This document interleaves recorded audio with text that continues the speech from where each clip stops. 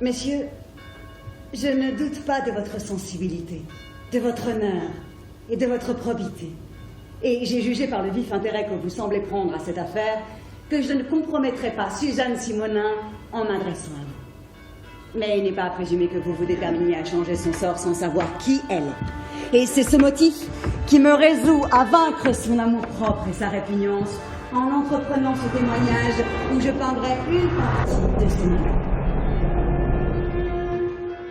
Le jour fut pris, son habit fait, le moment de la cérémonie arrivé. 20 fois, elle sent ses genoux se dérober. 20 fois, je sens mes genoux se dérober. Et elle se voit prête à tomber sur les marches de l'autel. Et je me vois prête à tomber sur les marches de l'autel.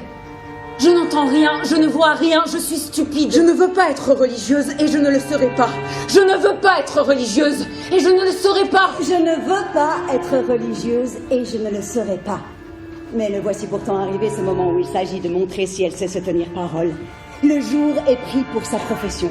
On ne néglige rien pour obtenir son consentement. Mais quand on voit qu'il est inutile de le solliciter, on prend le parti de s'en passer. Il se fait un profond silence. Lorsque celui qui préside sa profession lui demande si elle promet de dire toute la vérité. Je le promets. Si c'est de son plein gré et de sa libre volonté qu'elle est ici. Non. Non. Mais les religieuses qui l'accompagnent répondent pour elle oui.